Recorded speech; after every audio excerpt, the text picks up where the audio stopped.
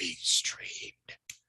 Gotta remember to, as soon as this pops up, I gotta mute the fucking thing. No, I like it every week where I mumble about getting the link and then it echoes back and then there's weird gobbling sounds and somebody shouts wiener. Yeah, dude, that's how it always is, man. Always is. But hey, at least we're consistent. When it comes to shouting wiener, we're consistent because what's up, dark judges, desperados, and dudes in dick-shaped helmets? You're listening to Cursed Earth Radio, the one and only podcast, bringing Dredd to the dreadless. Broadcasting outside the walls of Mega City 1 across the Black Atlantic in North America. I'm Cool Johnny Cool. And this is Heavy Metal Kid. And once again, we're bringing you this week's exciting Prog featuring no Proteus Vex. So the question is, was it good enough to keep our attention all the way through? Did they fuck us over and bring back the order? Or was it just a whole bunch of bullshit? Oh, that would have been bringing back the order. Find out now. Oh, wow. Oh, the panic ensues. I guess I should rattle off what's in this week's Prog. We got part 6 of Judge Dredd, the Citadel. Kingmaker Falls, the Shadow gives us pubes. Intestinauts, our favorite butt robots, are back in the bowel impactors. Fiends of the Eastern Front gets beheaded. And Brink gets weirder and weirder. And I'm wondering if all unions are like this in Mercury retrograde. It's got you thinking about joining a union, doesn't it? It does. Man, I mean, butt robots, sexy unions, and fucking pubes. I should not like the Intestinauts as much as I do, but my God, I like that strip. It's so, the art's amazing. The concept is just batshit crazy. I love it. Yeah, man, it's fucking bonkers. That's for sure. It was actually, I have to say, it was one of those stories that I completely forgot existed. It was like, really? We read it, and it was there and I liked it and it was funny, but my brain just erased it until they popped back up on the cover and I was like, I know that little guy. Man, I have very fond memories of the first Intestinaut because it was so weird. Like, yeah. You're not going to see this in Marvel Comics or DC Comics. No, you can say that. Other than Judge Dredd and maybe Brink, I don't know. For the most part, there's a lot of shit going on. Brink, I could see Image publishing something like Brink. They seem to. When I went away from comics and came back, when I left Image, they were like the home of Savage Dragon and Youngblood and Spawn. Yeah. And I came back and it's all this artsy stuff. I'm like, what? Okay, cool. We're evolving. Image, what happened? They went into survival mode, man. It reminds me very much of, I don't know if you were ever a fan of Victory Records. I was a fan of Victory Records, not the biggest Victory Records fan, not the biggest hardcore kid in the neighborhood, but Victory Records that I knew was, your fucking Earth Crisis and Hatebreed record. Yeah, all that stuff. I left and came back and bought a Victory record that came with a Victory record sampler, and it was full of emo. Yeah, it got real weird there in the early to mid aughts for Victory. Yeah, well, it was survival mode, man. They had to figure out how they could stay alive, and fucking hardcore wasn't paying the bills, just like fucking Pouches and Savage Dragon wasn't paying the bills, I guess, for Image. So, but now Pouches are cool again. Pouches are in vogue. I mean, Rob Liefeld himself made a character called the Pouch. Yeah. Well, it's just the same deal with we're moving backwards in time with pants too. We're back to fucking bell bottoms. Junkos are back, man. Oh, dude, I don't know if you saw our Facebook page, but I put up the notification that we're going to go live Thursday this week. And Mac Anorak, the first one in, and he posts a screenshot of the end of or the middle of Falls of the Shadow this week, and he just says, "Pubes, dude." And he postulated that HMK actually stood for Harry Muff King. And boy, I stopped myself from telling stories at a class about games that were played. Games that were played? Look, you still owe my former drummer the ring, by the way. You never. Oh, shit. That's true. Yeah. You never beat him to take the ring back. So I just want to put that out there. Just a little teaser. Yeah. In my old band, we found a deck of nudie playing cards. I was given a deck, like an old deck, man. By the guy with the hook hand from the flea market? The guy with the hook hand at the flea market who sells you all of your fireworks and your Playboys, nunchucks. But I had a ring. It was an old Mickey Mouse ring, and it's like so old. It was like from the Mickey Mouse Club. And if you knew my band, you would understand a little bit more. But it had a Mickey Mouse logo on it that fell off. So I cut out the bush of one of the ladies on the playing cards and glued that to the front of the ring. And then we had a game called King Bush. And the rules were, it was like war, right? But instead of like pulling a card and seeing what the number was or the suit, if the lady on the nudie playing card had a bush, that was a win. If there was no bush, that was a loss. And the thing was, these cards were old, and if photos were a little fuzzy, but so it was up to at that point, if there was bush or no bush, and you couldn't tell, then it became a debate, and there would be judges, and whoever really gave the best debate was the winner. And it was pretty fucking arbitrary. Yeah. But so yeah, your drummer won a game, and then he did give the ring back, and luckily because he like quit your band shortly after, right? He beat you a couple times. Like I remember when we were at Munchie's down in Summersville, he won the ring, and then down at the Rim, he won the ring at the Rim. He was handily heads and pelvises above everyone in that game. He had a knack for it. He did have a knack for it. Yeah, Bush was in his favor. I believe we are canceled now. I guess you'll do anything to pass the time when you go on lots of long drives. Yep. And lots of boring waiting for the show to start. You're there at 4, a show starts at 11. So or you're waiting for the local Misfits cover band to play Descending Angel 8 times in a row before. Yeah, so that then your original band can also play a version of Descending Angel 8 times in a row. I never thought that whole set was going to end. I know. Mac in the chat says he bets. I says, was it a mass debate? Get out of here. He knows us well. He knows the podcast and our material. That's true. Hey, before we talk about how cool this cover was by Pipar, who I don't remember ever seeing art from before. I can't remember if they were the original pencils on the first times we saw the Intestinauts or not. Yeah. We got any Dredd news out here? We got anything Dude, going on? So I realized this in the shower while I was realizing other things. You're going to have to get 2 of the Hiya Toys Judge Dredd figures. You know that, right? Yeah.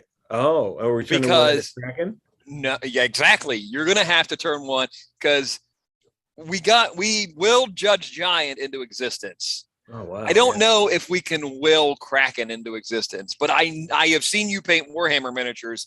You have the gift, and I know you could convert that Dredd into Kraken. Yeah, maybe. It's weird. I have this weird thing with custom figures. If I make the custom figure, right, I know that it's a custom figure that I made, so my brain tells me that it doesn't count. It does. If I hire someone else to do it, even if it looks just as good as the one I would do, it feels more official. But yeah, I do want a custom Kraken, even with some of my Dredd stuff that I have here, like some of these big Dredd statues that I have, like the sideshow ones. I've even thought about trying to get someone. I kind of thought about trying to, get someone to do a version of that and make it a Kraken Dredd, but I don't know. I bet somebody could 3D print one. Yeah, I'm sure. Hey, we got a spoiler for the entire Judge Dredd series in the chat. I don't know if you saw that. Spoiler alert, Dredd gets killed at the end of the Citadel. So that's how the series ends, folks. We're done.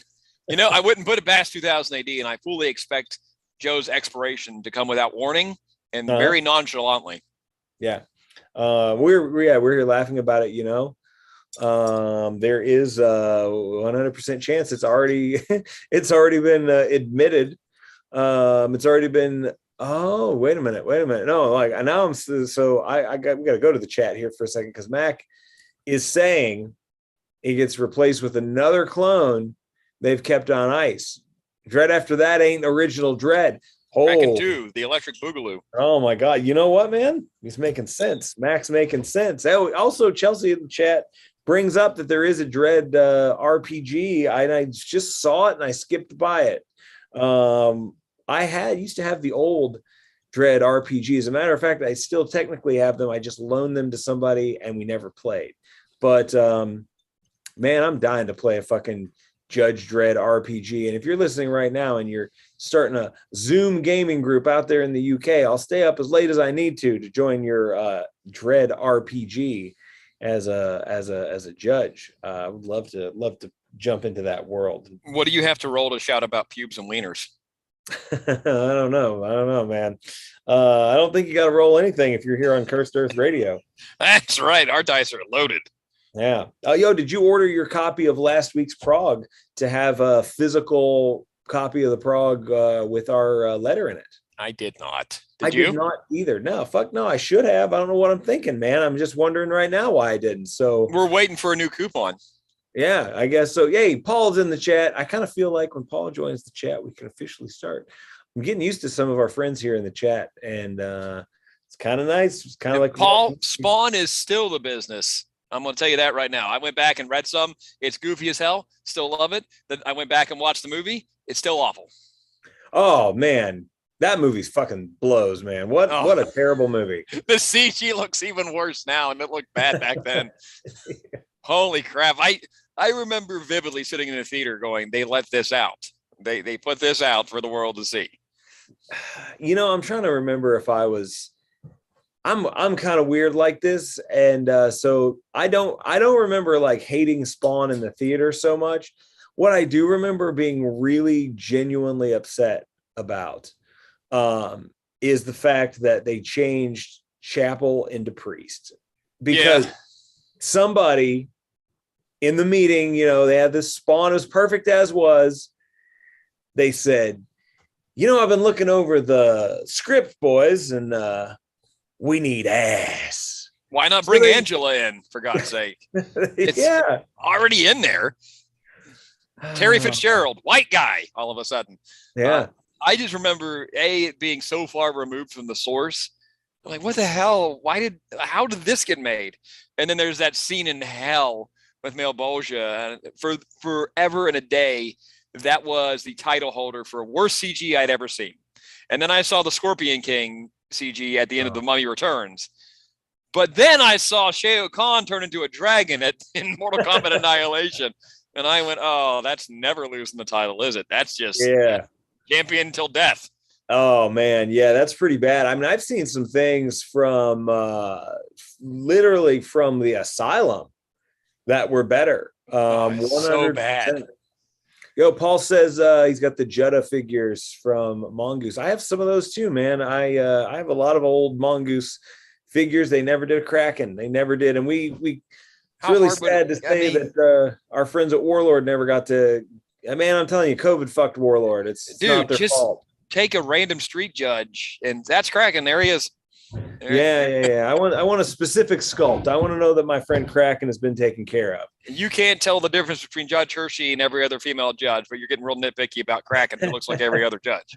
Hey, except man, with a white helmet. There's something to be said for artists having consistency on anybody that looks like Dredd. You see Dredd, you know it's Dredd, right? But it's the fucking. I'm telling you, get some of these artists out here, and I support all these. I want them to bring Kraken back, and I want people to draw him overtly sexy, like with a big badonkadonk. Stupid sexy Kraken. Yeah. Stupid sexy Kraken. Dude, I'll tell you. You will not hear that on any other Judge Dredd podcast. Stupid sexy Kraken. No. Hey, yo, here's a pretty good question. Do you prefer a fake Dredd Kraken or fifth Dark Judge version? I prefer rookie Kraken. That's my favorite rookie judge Kraken. Like out on assignment, out on assessment Kraken. That's my Kraken. Yeah. I think it's high time that we add a fifth for the dark judges. We got to do something to make them more interesting. I mean, Dead World's made them very interesting, but they keep not finishing the story and keep pissing me off by not finishing the story. So let's add a fifth. I kind of never want Dead World to end, though. But I want to, like when we ended, Sydney had come back. Yeah. His spirit had possessed his father's body. And we got those couple shorts with Jess Childs in the Dead World and, you know, trying to escape her brother and School of Hate, you know. But I want to further the story with Mortis. I want to see more of the fall. We've only got this precious little glimpse into the descent of Dead World. There's still so much terrible shit that can happen because all four of them have not come to full power yet. I want to see that. Yeah. But I also think there are plenty of people who could be the fifth Dark Judge. Penn is right up there. Penn, she would be amazing as the fifth Dark Judge. Kraken was a vessel. He's already tainted. Why not? Wouldn't that fuck with Joe? The Dark Judges come back and fucking Kraken's number 5. Yeah, I mean, I think too, like, you know, the Dark Judges are such interesting characters in terms of how they've evolved because, and I love this about 2000 AD. I love it about a lot of stuff they did in DC Comics, which is we made this kind of on a whim and it's fucking awesome accidentally. Shit, God we backed into it. We took the, you know, 4 Horsemen of the Apocalypse and made some cheesy, you know, Monster of the Week villains. They're accidentally badass. How do we keep them going? And this is where you get to see the real talent of like some of the 2000 AD writers and some of the different people like who came in and kind of like, okay, let's get these guys straightened up. For me, Necropolis was where, you know, they kind of rectified, like, I mean, yeah, like, I know, like, you know, the earlier Dark Judges, they were cool. They had some cool stuff, but like Necropolis was like, all right, that whole Boeing business, you can't you know, Mortis grabbing that fucking kid and melting him down. I mean, I still think that's, you know, we've talked about this a lot. Necropolis is the greatest Judge Dredd related story of all time. Oh, you know, someone mentioned in the chat too that the Joker was a Dark Judge. He was awesome, but yes, I don't count him completely because that was a side story. I don't think those events are canonical. Yeah, I don't know, man. It's hard to know. After Necropolis, they spent the 90s still getting their teeth knocked out of them. Like they just became fart ghosts and ghost trapped. They really got nerfed, but I think Keck W, Dave Kendall, and Nick Percival have done a tremendous job of putting the fear back in the Dark Judges. Yeah, it was really definitely, it's, you know, something where they needed to rehabilitate him, you know? Yeah. It's like when they fuck up a wrestler's gimmick, you know, it's like when they take what's his name, Keith Lee, and put a tennis skirt on him. How do you fix that guy up after that, you know? Or they let Nails talk without the voice modulation. Oh no. But not like when I see Nick Percival's Dark Judges, I immediately am struck by, my God, that's a damn nightmare. Look at that. That looks drippy and wet, and I can almost smell the mold. It's so terrifying. You know, same thing with Dave Kendall and Dead World. Yeah. You know, the one that sticks out to me, and I'm wondering if other people, you know, listening or in the chat right now had the same sort of visceral response. Not visceral response, a little too far, but I'll say I had a pretty interesting response when I read Dark Justice because it's great Staples art. It's breathtakingly amazing art, but it is essentially just Ghostbusters. And, you know, they're throwing the little traps and they're getting sucked in and nothing feels super dangerous. And it really, I think that was very much like Hush. Here's a good reason for Greg Staples to draw some Dark Judges and make them look cool. But at the end of the day, it never felt like it was really that dangerous. But when Nick Percival took over on the next story, his art it's like looking at, who's the artist who does Cannibal Corpse? That's Vincent Locke. Yeah, it reminds me a lot of Vincent Locke, except wetter and more terrifying. Nick put the fear of God back into the Dark Judges. Same thing with Dave Kendall. Yeah, no, for sure. I mean, like, and that's what they needed. So, you know, Fifth Dark Judge, if you're going to go with the last person that felt like they had some teeth, it's Judge Penn. Yep. But man, I would love to see them come back with Kraken as the fifth, just to screw with Joe. Just to see an immortal Kraken that he now has to deal with. As a person with a Judge Kraken tattoo, I second that.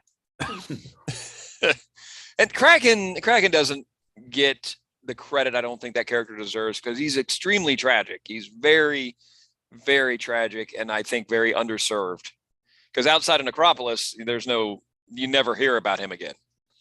No, and I've thought about that, and I think one of the reasons is because if you look at how Necropolis happened, it's almost like only kind of Dredd and a few other people were there to really witness.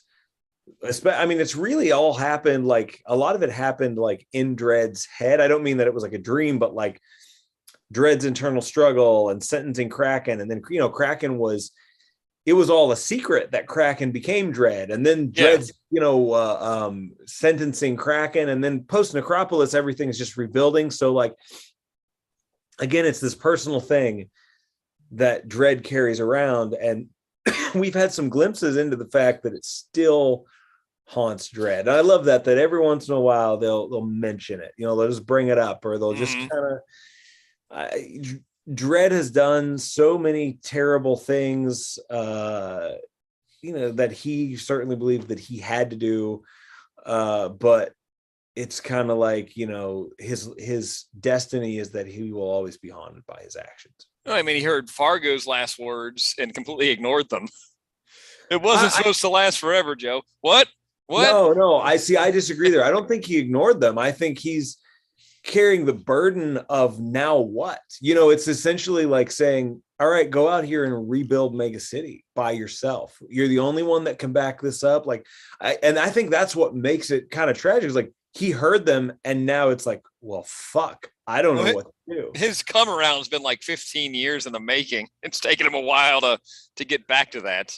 Yeah, but we've seen it though. We've seen it with especially with his interactions with Maitland. Yeah, we've seen it with his interactions with Judge Logan. We've seen that, and that's because when you think about it, man, we're talking about somebody who's got all these years of programming, and understanding what it takes to work through something like just trauma on that basis, like someone to fucking untangle that. Like I think they're sort of handling it well. I think they're handling it well because if this were a Marvel comic, he would have heard those words, rushed out, and in 2 graphic novels, everything would have been back to normal, and then they would have retconned it and fucking rebooted it. But it's nice to see something simmer in Dredd and direct his actions and his guilt. That's a character I think that externally is cold, but internally has a lot of guilt, and it's like the burden of responsibility. As much as we love the slow burn of Brink, Joe's coming to grips with his conscience is the ultimate slow burn. As evidenced by the fucking Citadel, and man, I'll tell you what. I don't know how much we can cite this as evidence, because we are all in agreement that the narrator is completely unreliable. Well, I don't know what, but if the chat is fucking reliable, I'm getting fucking convinced here, and I don't know if this is bullshit or if this is something they've already mentioned, but Mac Anorak in the chat is making a lot of sense, talking about the big secret is that fucking Joe was replaced after the Citadel. This isn't the same Joe. So it's an Ultimate Warrior swap where they brought back another Ultimate Warrior. They brought back the Renegade. That's what happened. It's Doink and the 8 guys that were supposedly Doink. Yeah. I mean, am I just, are we misinformed and this has been common knowledge? I mean, all the people we've talked to before said, no, we don't know what the Citadel is. But Mac's out here saying this shit like he knows what's up. And let me tell you what, I'm convinced. And so am I just susceptible to conspiracy theories? Yes. Yes. Yes. You are very open to suggestion. I know. Well, I'm sticking with Mac Anorak. By God, I'm going to go ahead and put my word on it and say Dredd's a clone, or the world isn't flat. Like I know he is a clone. We know he's a clone. He's not a clone of a clone, though. Well, and that means it's not a whole new Dredd after the Citadel. It's been a different Dredd for 40 years then. Yeah. Well, yeah, but the Citadel happened 40 years ago. I know. So the swap happened 40 years ago. Maybe it's Rico. He didn't kill Rico, and Rico's under the helmet now. Here we go. We go. Well, that would make sense because this fucking, and let's get into it. That would make sense because for a good portion of this Dredd didn't really feel like Dredd to me. And we mentioned that last week. Yeah, but for most of this, the guy retelling the story has had a bullet lodged in his frontal lobe. Yeah, right. No, for well, sure. Yeah, that's also a good point. No, but that's what I'm saying. I mean, it's the idea of like the why, you know?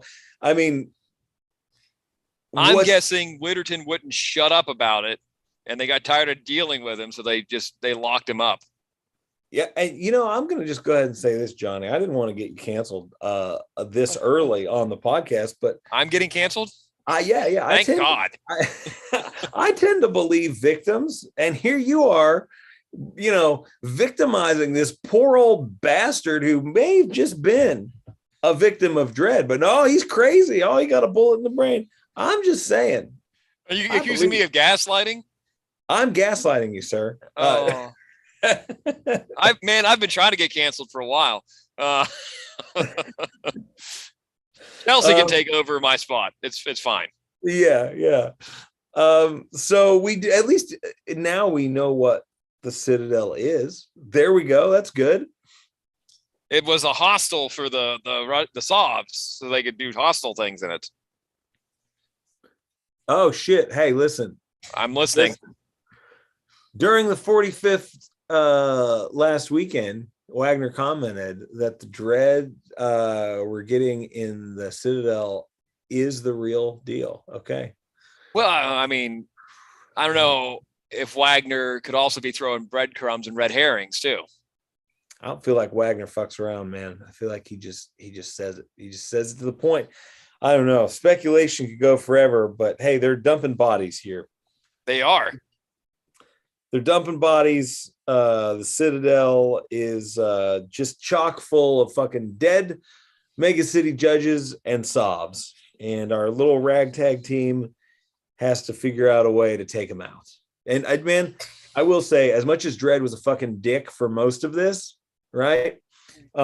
Yeah. This speech that he gives here is pretty fucking motivational. I thought it was pretty badass. It wasn't anything noble. It was just like, hey, we're probably going to die. But here's the thing. Die with your boots on. If they take you alive, they're going to torture you. So fight until you die, as Pennywise once said. I was going to bring this up because I was in my feels this week and just searching for where my life was going and what I was going to do. Some uncertainty, some just being exhausted with some personal struggles. And this one panel that said, you fight, put fear to the side and fight. And I just went, damn it. I didn't come to Judge Dredd for inspiration yet. Here we are. Yeah. Sometimes you need a talking to by Dredd, man. That's true. Well, it's like I watched the Scooby-Doo meets Kiss animated thing like last year. And I was in another instance where I was in my feels. And Scooby asks the demon how he breathes fire. And I hear, well, the secret is I'm afraid and I eat my fear and turn it into fire. And I went, shit, I didn't come here for inspiration yet. Here we are. Yeah, it was the best. That's the thing that I remember from Scooby-Doo meets Kiss as well. It's like, I was like, holy shit. Gene Simmons, who has based his entire existence on the quest for sex with anything and anyone. Yeah, I believe Paul Stanley said that Gene would fuck a mailbox if he could. Yeah. He 100% had the most inspirational quote. So I don't know if that was written for him or if he wrote that. It was probably written for him. The message is, kids, keep your eyes and ears open because inspiration comes from weird spots and weird times. Yeah, that's true. Did any inspiration come from Kingmaker this week for you? Pubes. You know, how come I get accused of being the guy who's going to immediately notice the pubes when, okay, here's the thing. Dude, have you listened to our podcast? Okay, I just want to point a couple things. So who was it that was saying on our page? It was Mac. Okay, it was Mac. Oh, it was Mac. Okay. So I just want to point this out. Mac, who's in the chat right now, pointed out pubes before I noticed the pubes, number one. Oh, I don't believe that for a second. Number two, how the fuck, how did I become the pube guy? Once again, have you listened to our podcast? Well, here's the thing, though. Fucking Lion Maru here doesn't have his pubes shaved in the shape of Yolandi Vassar from Die Antwoord. No, but they're way down there. They're way down past his hips. Like he's. It's just, and here's the other thing. While we're talking about him, Harry Muff, completely different color than his hair. So carpet don't match the. Well, that's a lion's head, man. I don't think his pubes are going to match the lion's hair. He's got blonde eyebrows. Does he have lion brows? He's got blonde hair, man. I don't know. Are you judging our naked man for dyeing his hair? Yeah, living his best life? I'm just saying that if we're gonna focus on pubes in this episode, I knew we were. You forced me. You forced my hand. God damn it, dude! Have you ever listened to our podcast? I tried to get you to not bring up pubes when we did the Vex interview, and we haven't talked to Michael Carroll since. I don't know if you noticed that. They're coming back on. They loved that discussion. They had Jake a good and time. Jim did. I think Michael disowned us. No, Michael loves us. Michael, if we lived closer, Michael would invite us to the holiday dinner that he. I don't think he would. I think he would. He would get armed security to keep us away from same. And can you imagine that would be a spirited Thanksgiving Day discussion? Do they have Thanksgiving in the UK? Are they thankful for anything? For murdering indigenous populations? I'm sure they have a holiday to mark that. But it would be the two of us, stone cold sober, you shouting about pubes and me trying to talk you down from the ledge. Yeah. Okay. Yeah. And me shouting wiener. Yeah. I don't know, man. I don't know. Anyway, Kingmakers in book 3 is done for now. Yeah. So there are 2 other books we need to read to understand Space Orgy, Yolandi Visser. Yeah, dude. Hey, Richie Flannery's in the chat, by the way. I just want to say that. Shout out to our friend for a long time in the chat. Here's the thing. Yes. All right. I'm listening. We read this and went all the way through it, and it was the end of book 3. Sure was. I still don't know what the fuck's going on, really. I didn't realize that we had read a book 1 or 2. Me either. That was the surprise twist ending for me. Was I thought this was new. Apparently it's not. And I don't know. I'm nowhere closer to being on board or off board than I was when we started. Like, I just don't know what's up, man. I don't know. Cubes. I don't know if I like this. I don't know if I dislike this. Yeah, man. I don't know. I like the color palette. You know what? We'll go with that. It's got a nice color palette, and there are some pubes. Yeah, it's weird, man. Like, I don't feel like the arc in book 3 was like went really any place. Well, we had no baseline. I guess that's true. Yeah. I don't know, man, but tell you something you don't need an arc to understand. That is fucking intestinauts. My God, I love the art. I love this weird concept. I love everything about this, and I shouldn't. And I don't know how this exists, but here it is, and I'm here for intestinauts. The one that I cannot stop looking at. The one little panel is where you get the flush, and there's just painstakingly drawn cylinder turds flying and saying woohoo. Well, the turds aren't saying the woohoo. Well, the intestinauts inside the turds right. are saying They're going for a ride. But I mean, somebody drew individual I can shit love it. logs. I love it. I'm here for all of this. Yeah, this is like one of the stupidest thing that's ever been in the Prog in a good way. It's totally stupid. It would be one thing if it was just like the weird premise and the art wasn't there, but the art is fucking amazing. I love it. Yeah. It's there's hyper detail in all of this. I love the designs of the little intestinaut robots. The color palette's great. Everything is like, this has no right to be this good. No, you're right. I love the hyper detailed art too. Like the guy from Skater Die on the NES taking a shit, and then it's showing the intricate pipe system and the little intestinauts bowel impactors part 1 little manual, like with the poop stain on it. Yeah, dude, that's the thing. So what's really great about this? A feat, a fucking mighty feat in the fecal feat. In the realm of artwork, man. Tell me this is not a feat that you can make something that has panels of little shit logs. They're coming out of the water. Our main man here's got shit on his head. They're floating in liquid shit. But somehow it's not gross. This isn't gross. It's inexplicable. Like the concept is gross, but like you never like, oh, he's got shit on him. It's not that kind of thing. You know, I don't know.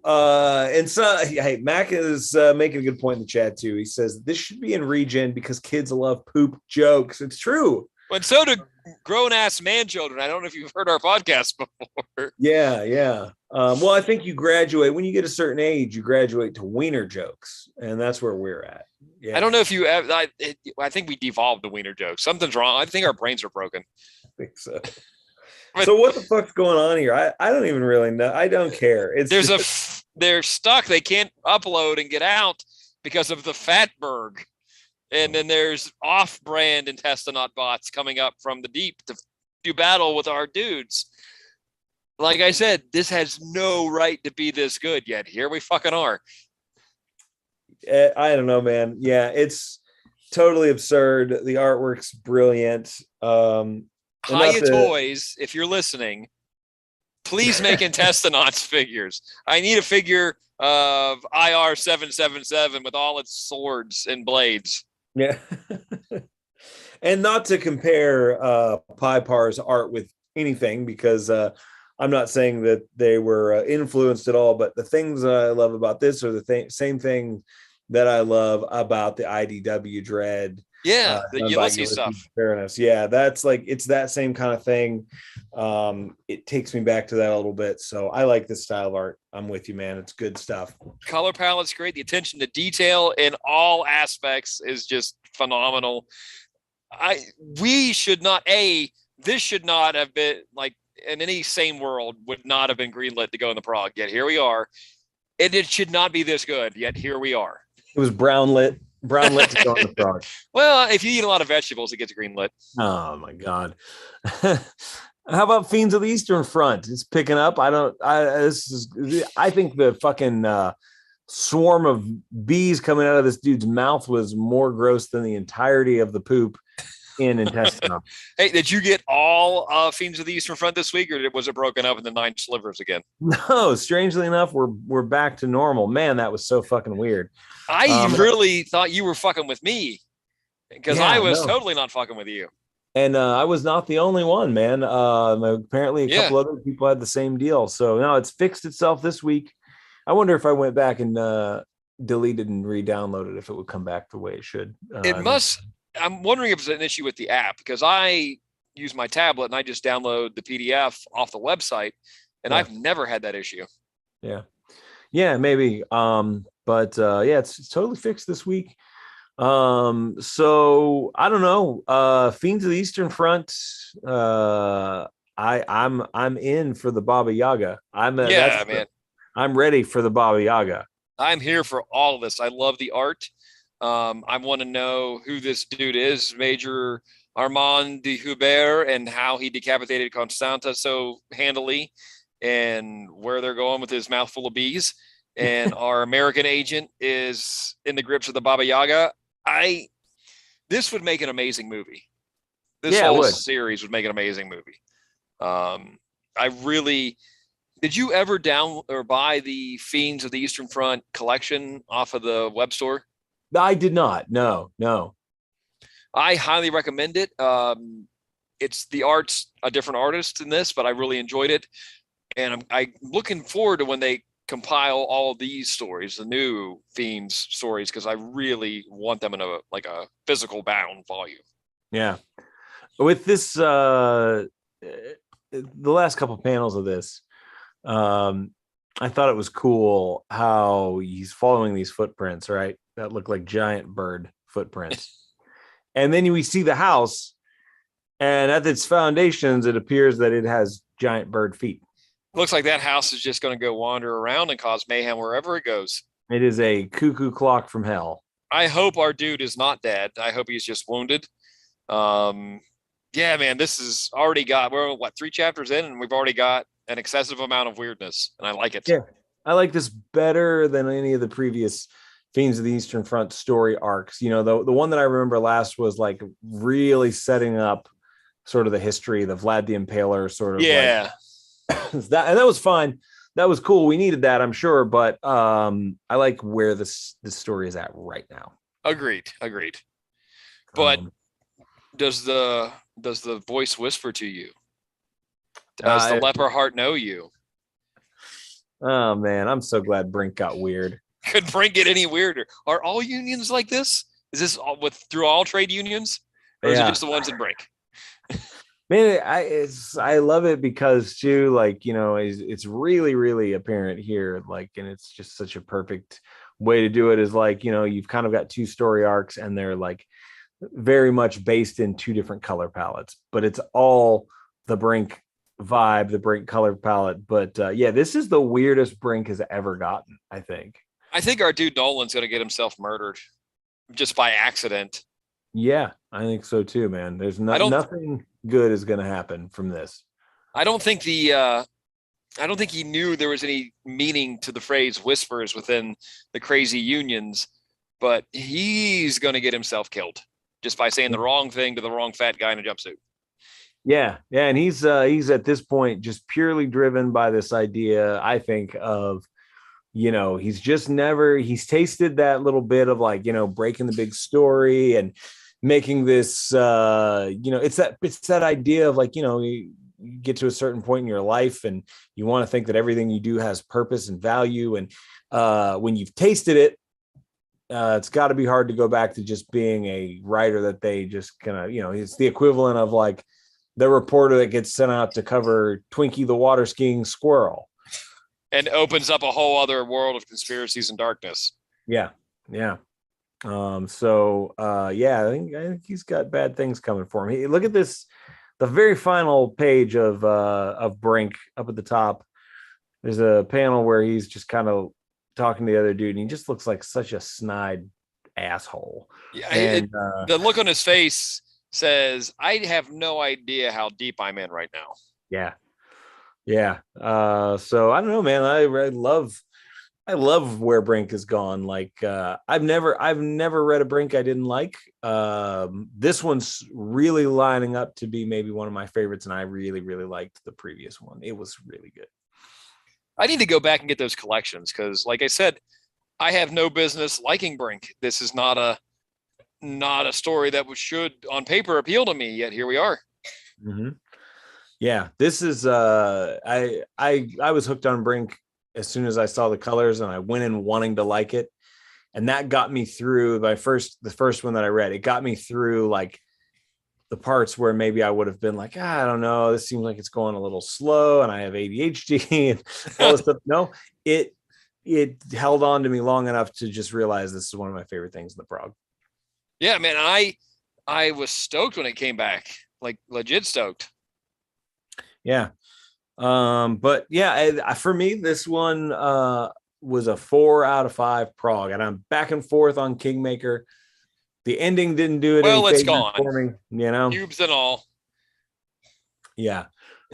Ending definitely didn't do me any favors because I'm just like, I still don't know what I think. I was so confused when I got to the end and it said end book 3. And I went, what? Wait, what? What the fuck do you mean book 3? Yeah, you and me both, man. But it's hey, we're getting something new next week. We don't know what. Somebody in the chat surely knows exactly what's coming up.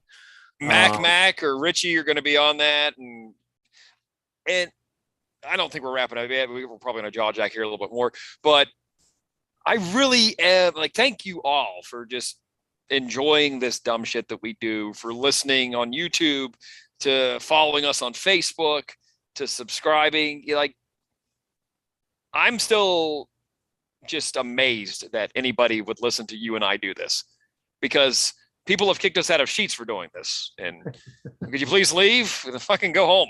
And we love doing it. It'd be the same show without anybody here, because we've done it a million times. But it's nice to know that people enjoy us being hopelessly confused on a weekly basis.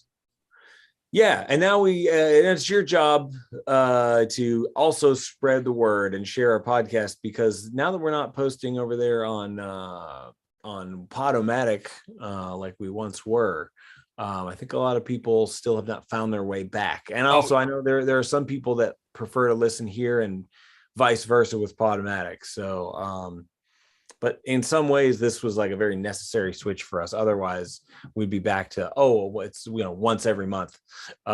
Speaking of which, you need to cancel the Podomatic subscription before it hits you again. Before it hits me again. Yeah, I know. And then I need to go about uploading every episode. That's never going to happen. But just upload the greatest hits and at least get the Helter Skelter episode up so everybody can hear you have a fucking coronary. Yeah. And we need to do like a greatest hits comp of all just the yelling and the commercials. Yeah. Yeah, that's true. Yeah, I agree. We just need a team of editors, man. Yeah, if anybody wants to volunteer for a no pay job. Yeah. Yeah. So you can apply at Cursed Earth Radio dot Wiener dot pubes. Oh, and as predicted, someone in the chat knows next week it's Hope. I'm okay with that. That has the potential to be a 5 out of 5 right there. Yeah, it's Hope has a lot of fond memories for me, because like I said last week, that's where we started. Yeah. Came in hopelessly confused, and we ended up liking it. Can somebody please get Pat Mills to write the next volume of Defoe, please? Yeah, get on that. A question. Did you listen to any of the 2080 convention stuff? I didn't, and I knew you were super busy, so I didn't want to bother you. So I ended up being out of town, actually. So I went to, now that we're at this part of the podcast where everybody's interested in Dredd can log off. I ended up going to a comic convention, or like some sort of pop culture, it was a big convention in Lexington, Kentucky, with some friends who were. My friend was down there, not you, but my wife's friend, Stacy, was there doing cosplay with the Star Wars group. You never fucking invite me to the fucking conventions, you asshole. Well, I just figured that you were going to be working hard on your record that you're recording, but I guess you're done with that, right? My tracks are done, dude. I went in, when I'm on the clock and it's costing us money, I am razor sharp. I got all my shit done. I booked it from 10 a.m. to 4 p.m. and I was done by 1:30. Oh man, that's the way to do it. I'm totally different. That's why I can't work with a studio that charges me by the hour, because I'd be there still. No, so I did want to tell you, I caught a glimpse this past weekend, and this is not related to 2080 at all. And actually, I saw one dude. He was an independent artist. Sadly, I forgot to bring the comic that I bought from him. But he was an indie artist, and he's worked on a lot of Star Trek stuff for IDW. I believe that's the people. Oh, cool. And he had a nice looking Dredd poster that he had drawn that was like his backdrop, part of his backdrop. And I was like, hey, I like your Dredd. And he's like, yeah. And he's like, I've been bugging IDW to let me do Dredd. He's like, I really want to do Dredd. And he's like, they said they wouldn't give me Dredd, but that I could do Star Trek. So I took that. So I bought a couple of his comics that he had, and he got him to sign them. Even though he's not doing Dredd, he's a Dredd fan. So I was like, I want to support this guy. Don't remember his name. Tell you next week. But he's my favorite artist. Who now? Yeah. But I also I get to lay eyes on Hangman Adam Page from AEW. Oh, how was the angsty millennial cowboy? He's the most handsome man I've ever seen in person. My friend and I were talking about this. So Adam Cole was there. Britt Baker was there. They look like nice people, normal people. Hangman Adam Page, though, when you gaze upon the Hangman Adam Page in public, and then you remove your eyes from his gaze, you start to look around. Everybody else in the room now looks ugly, and then you wander, past a mirror, and you look at yourself in the mirror, and now you're ugly. Everybody becomes uglier when Hangman Page and his $1 million smile and perfectly cut chin jawline are involved. Most handsome man I've ever seen in public. I knew one other dude that was about the same level of handsome. I used to work with this guy. We called him Handsome Chad because he was handsome. And how clever. Yeah. And we'd always be like, it almost became like we were resentful. Like he'd come in and be like, "What's up, Handsome Chad? Just looking handsome? All right, you motherfucker." Must be nice, man. Or he'd be like, hey, hey, I'm going to go get some lunch. And he'd be like, have fun being handsome down there. Try not to be handsome while you're getting lunch, you piece of shit. That's how it was with old Handsome Chad, But yeah, Hangman Page is one of those guys where you're just like, you had a life experience down there. Yeah. Oh yeah, man, absolutely. It's just it's rare to see a man that handsome in real life. But yeah, Hangman Page. I know you were checking out Mayhem last night. So you didn't watch AEW, did you? No, I did not. Yeah, I was checking out Mayhem last night. So. Toni Storm made her debut for AEW last night. I marked out pretty hard. I don't know who that is. I know. She's an amazing wrestler, and I'm glad that she actually got signed by a company that will let her wrestle instead of just being like a valet or just vaguely booked in shitty angles. Yeah. Now in WWE or NXT, you have to pin somebody in a sexual manner. If you're a woman, you have to pin somebody in a sexual manner to become popular. Dude, it's WrestleMania this weekend, and I used to be so hyped for that. Just it's 2 friggin' nights now, and both of them are shits, and I can't even like convince myself to sit there and watch 2 5-hour pay-per-views on 2 consecutive nights. I can't. Yeah. Yeah, no, I have Peacock. Because I'm the only one that can say this, I'm sure. I bought Peacock so I could watch the Gritty Fresh Prince remake. I saw you on another show not shutting up about that. Yeah. I get weirdly obsessed with things because I want to know how and why. Like I was obsessed with the Fantastic Four. The remake, the Fan Four Stick. Yeah, I was obsessed with that, and I needed to know why, I needed to know how, and I watched it so many times. Well, I'm kind of like that with this Bel Air remake. I'm just into it, and I look forward to it. And I got Peacock to watch this. Nobody got Peacock to watch this. But I got live Peacock your best life, man, and indulge them likes and weirdness, but don't indulge too much weirdness. But yeah, live your best life. I'll tell you one thing. Speaking of Mayhem, I'll talk about that for 5 seconds. I'm not like a huge Mayhem fan, so I maybe own like 2 Mayhem records, but Mayhem was amazing live. I went in with really lowered expectations because I've seen him before. And gaze into the fist of Will Smith, the chat says. Oh man, I wanted to be the one podcast this week that didn't have anything to say about Will Smith and his actions. No, you have to. It's here we go. It's to me. I'll finish off by saying Mayhem was awesome, and their singer is like Adam Page, but not the handsome version. Just captivating to watch. An amazing showman, amazing vocalist. No, the Will Smith thing though, man, like it's the closest thing to me. It's incredibly fascinating because it's the closest thing to the trolley dilemma. You know, the trolley thing where it's like, you know, you're driving the trolley and on one track. Yeah, what do you do?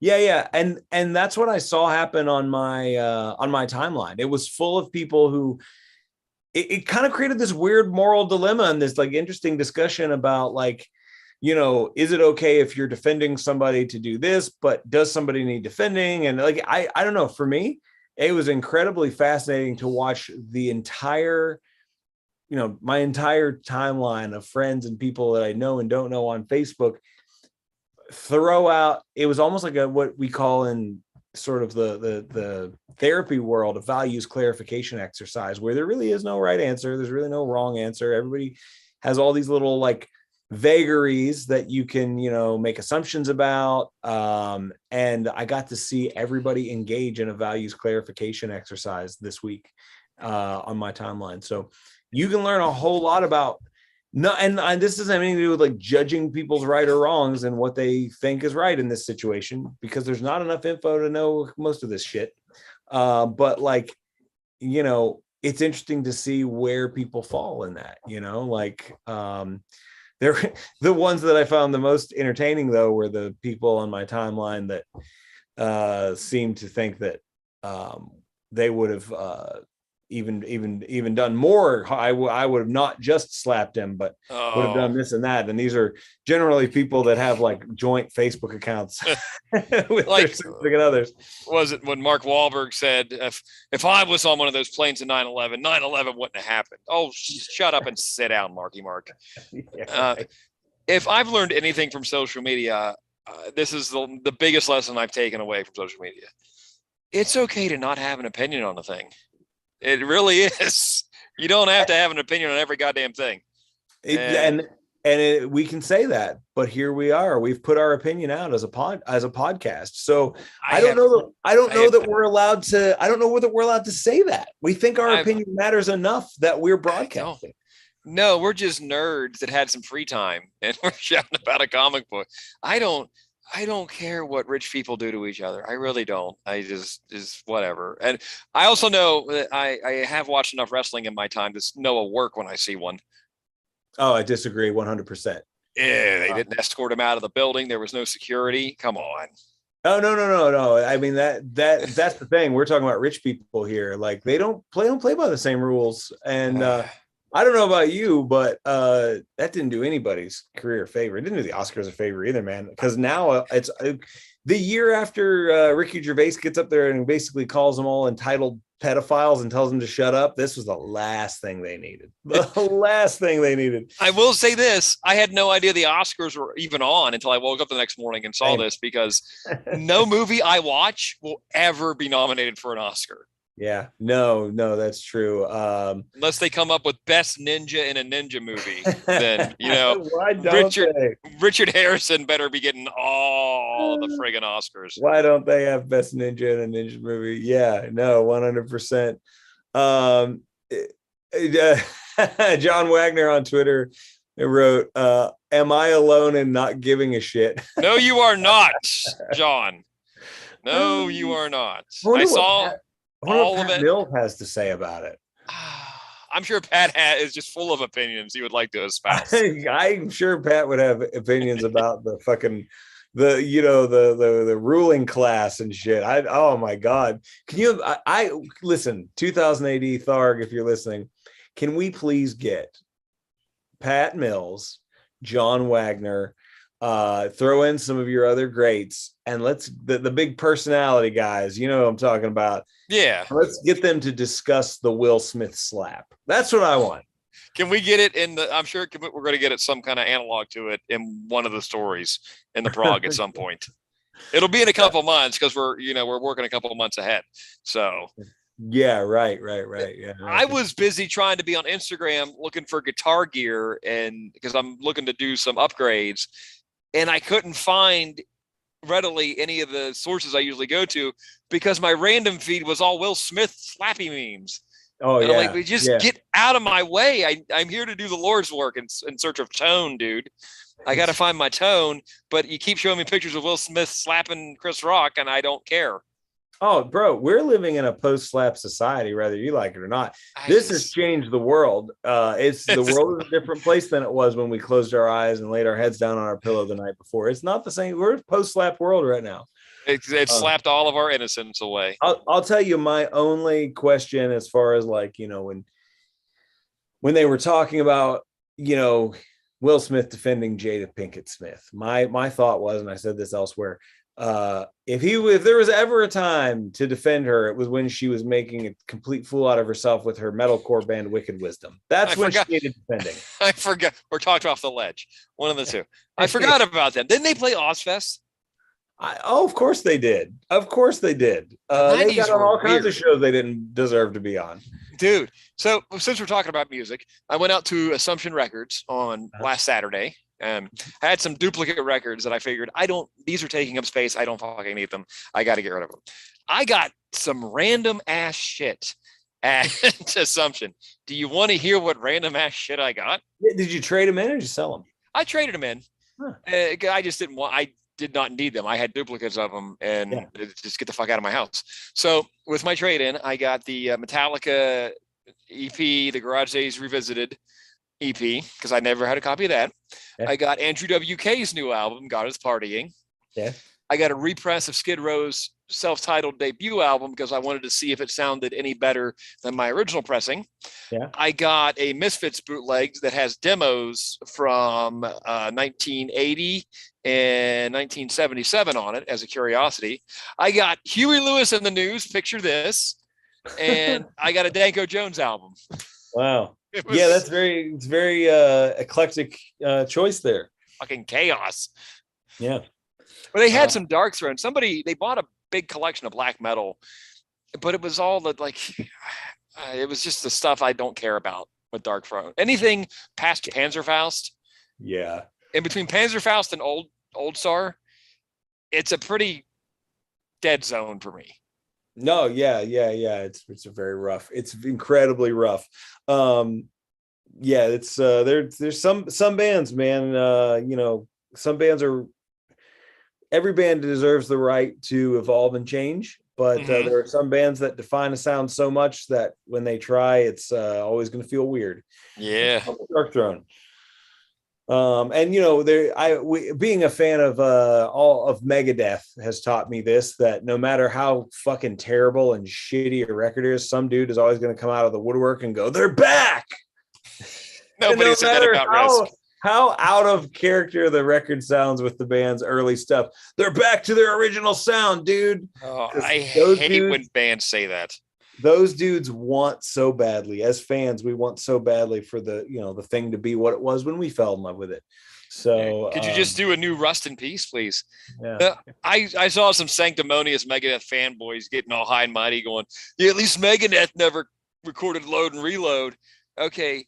Yeah, Dave wishes he had the money that those albums generated. B, they did Risk.